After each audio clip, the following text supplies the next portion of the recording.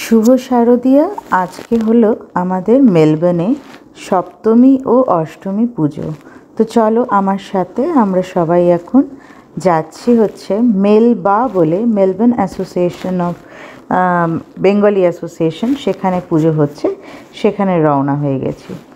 তো তখন বাজে আমাদের, আমরা আজকে মানে কি যেই আজকে কিন্তু আমাদের অলরেডি বিজয়া হয়ে গেছে, যাই হোক সেটা তোমাদের ভিডিও পরে আসবে।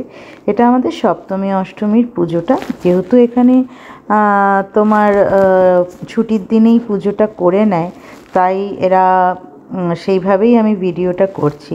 এবার আমরা পৌঁছে গেছি মানে পুজোর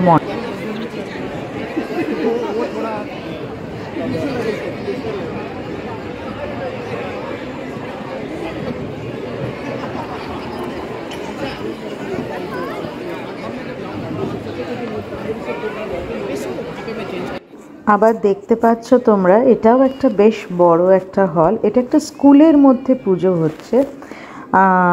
তো ভীষণই সুন্দর জায়গাটা ছিল, এবং ওখানেও না অনেক তোমার কি বলো তো মানে এক্সিবিশন যেটাকে বলে, নানান ধরনের স্টল বসেছিল। এবং আমাদের তো মানে ভোগ, আমরা এখানে ভোগও পেয়েছি, সেটা তোমরা আস্তে আস্তে দেখবে। কিন্তু সবার আগে আমরা যেটা করেছিলাম সেটা হচ্ছে গিয়ে আমরা সেকেন্ড ব্যাচে অঞ্জলিটা দিয়েছিলাম, যেটা আমি ভাবতেও পারিনি যে এখানে আমি অঞ্জলিটা দিতে পারবো। কারণ কি আমরা যেখানে থাকি সেখান থেকে এই জায়গাটা বেশ কিছুটা দূরে, মানে প্রায় 1 ঘন্টা মতন লাগে। তো সেই জন্য আমরা যাই হোক টাইমের মধ্যেই পৌঁছে গেছি এবং অঞ্জলিও দিয়েছি। সপ্তমী অষ্টমীর অঞ্জলিটা দিতে পেরেছি। তো তারপরে এই তো দেখো আমরা সবাই 3 জনেই ছিলাম, আমি, আমার মানে শাশুড়ি মা এবং আমার হাজব্যান্ড ছিল। এবারে আমরা মানে জায়গাটা তো যেহেতু আমরা একদমই নতুন, এবং প্রথম দিকেই তো বারবারই বলছি, এই বছরটা আমাদের কাছে বিদেশে প্রথম পুজো দর্শন, এবং অনেক জায়গায় যেতে হয়েছে, অনেক জায়গায় গিয়েছি, মানে যেহেতু ঠাকুর দেখবো বলেই গেছি। তো এখানে না টিকিট কাউন্টার, এখান থেকে টিকিট করে নিতে হচ্ছিল, মানে তোমাদের ভোগের টিকিট। ওই জায়গাটা ভোগের টিকিট ছিল, মানে টিকিট কাটার কাউন্টার ছিল। আর এইটা হচ্ছে 108টা প্রদীপ জ্বালিয়েছিল, সেই সময়টা আমরা ভোগই খেতে গিয়েছিলাম। এখানে কিছু ছবি করে দিলাম, তোমাদেরকে পোস্ট করে দিলাম, কারণ সেখানে আমার ওই বান্ধবীও ছিল।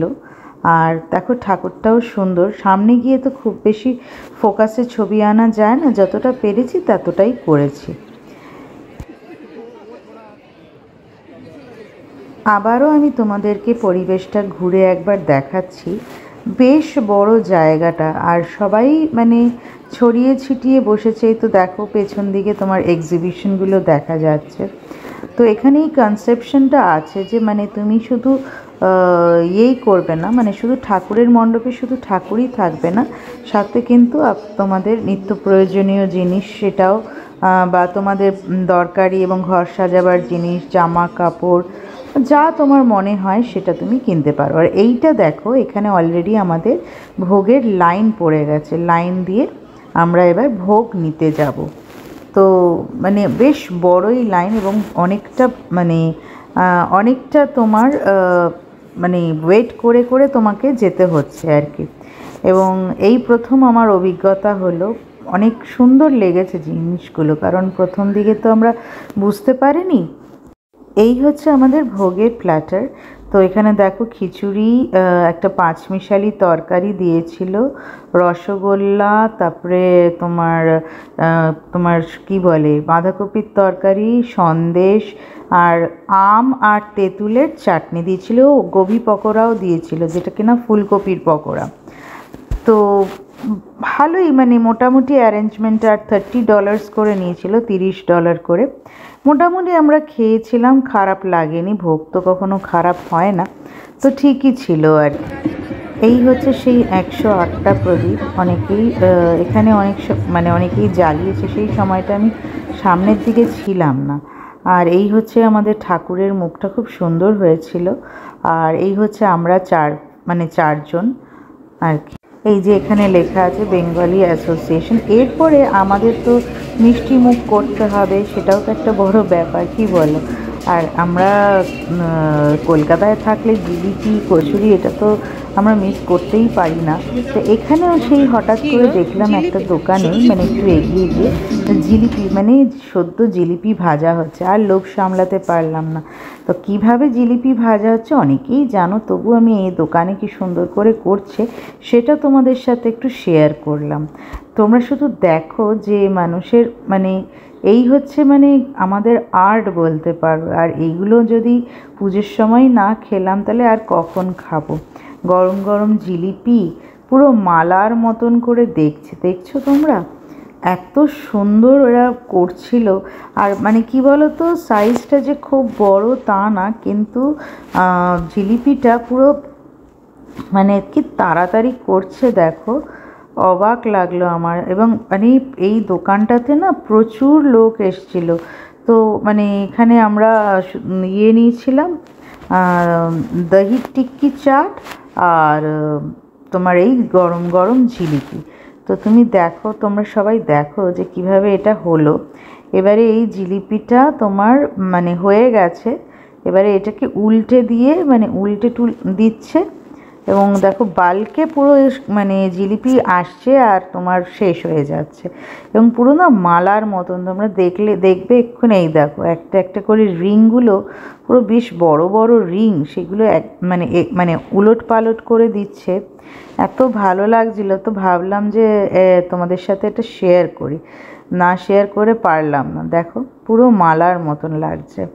এবার এই জিলিপিগুলো মানে ভাজা হয়ে যাওয়ার ফলে তো অনেকটাই মানে ক্রাঞ্চি হয়ে গেছে। এবার সেইটাকে ওরা মানে সিরাপে, সুগার সিরাপে ওরা ডুবিয়ে আর কি বিক্রি করবে।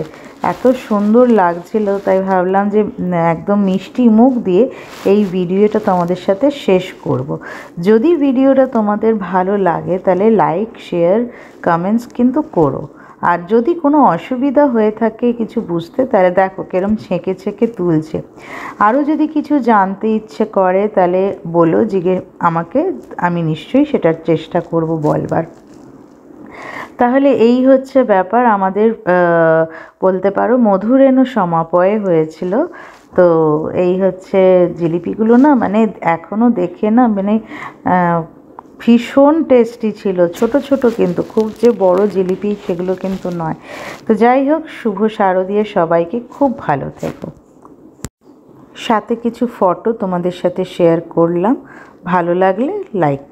আজ তবে এইটুকুই থাক, আবার নেক্সট ভিডিওতে আসবো। তখন সবাইকে শুভ শারদীয়ার প্রীতি ও শুভেচ্ছা।